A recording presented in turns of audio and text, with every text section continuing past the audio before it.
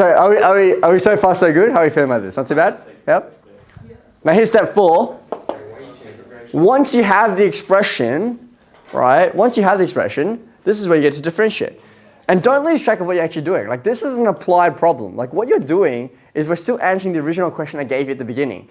What's the dimensions that's going to give me the biggest area?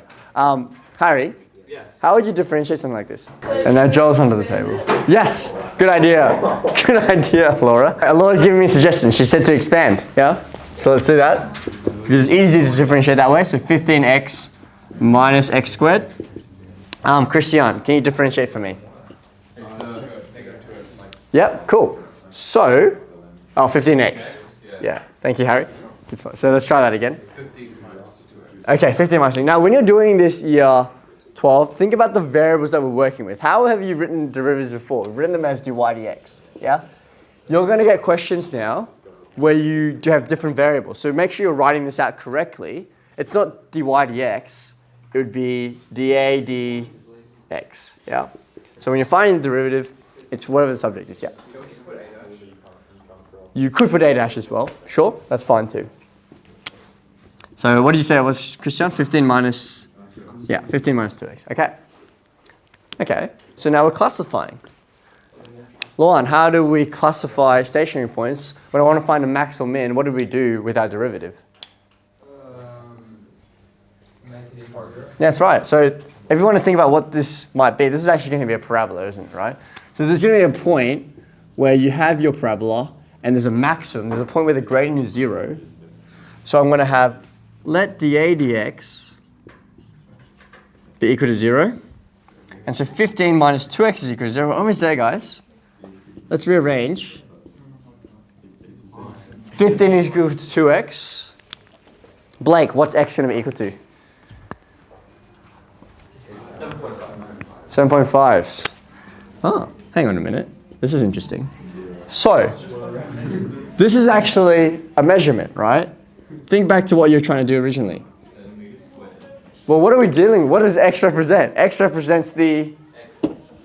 I have an answer for x, 7.5. Do I have an answer though? I do. What else do I need to do? Joel? It's almost like a rectangle that has that. So, now here's where you can't get too excited, because once you find one of them, yes, we need to find the other one, but you're not getting full marks for this solution, even if you find the other one. Why? What are we missing? Okay, well, you have to find the other point, right? But remember, what did I say was the most important part? We've completely forgotten about it. Okay, so maybe make another note of that, because this is something that students always forget, right? Make sure you classify stationary points. It's not enough, even if the question says, yeah, find the maximum, because you can assume there's a maximum, right? You actually have to classify. You can never make a statement like this without justifying or classifying the stationary point. You have to say if that's maximum. Sorry? So you have to say if that's maximum. Yeah, and how do we do that? We can't just say it's a max. We have a process, right? What are the two options we have? Table or... So which one do we want to do? You choose the method that you like. I'll use table here, okay? So to test, to classify x equals to 7.5. So remember, the first row is your x, the second row is your first derivative. And we've already got 7.5, and we got 7 and 8. So where do we substitute this back into again? The original, oh yeah, the derivative, so not the original, the derivative, right? And what, like minus 3? So 1 and, No. if you put 8 into here, so 15 minus 2 times 8. 15 minus 16. Well, No, negative 1, right? I did. That's 18. And then draw out your little diagram that helps. And what do we have? Well, lo and behold, we have a... What? We have a maximum, right? As we expected. But like I said, the most important part is you actually do that, because that is part of the working that you're required to do. So, I think about the accumulation up to this point. We had to do all these steps here. We had to draw a diagram. We had to introduce variables, create these equations. And now when you get to differentiating, okay, we have gone to the most important part. So the dimensions will be, we'll put it back in here for y. There's a max when x equals to 7.5.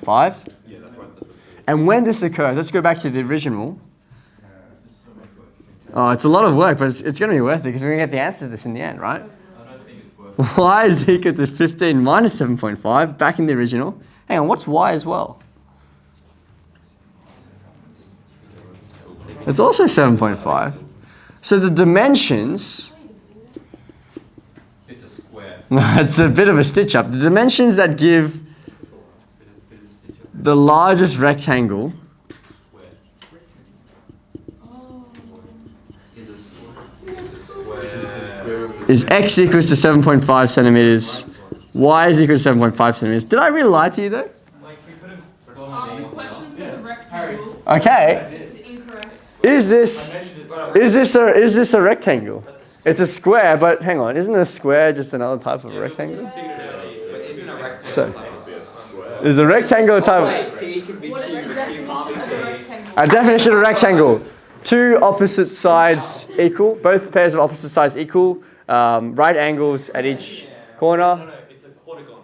And then what's the definition of a square? Square is the same thing, but all sides are equal. So what we would define that is that a Square. yeah. So a square is just a special type of rectangle.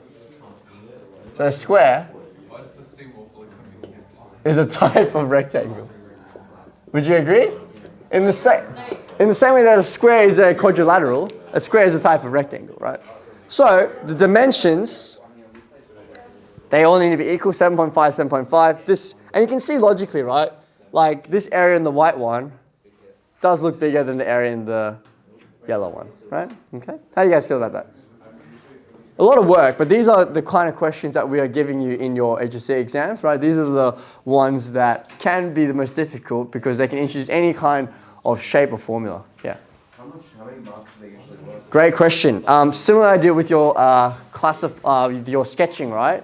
You're looking at least like 2 marks for each part that they involve, really.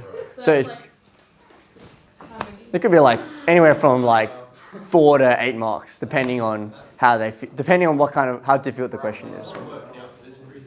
Yeah. I'm glad you find that, Harry. I'll give you another one.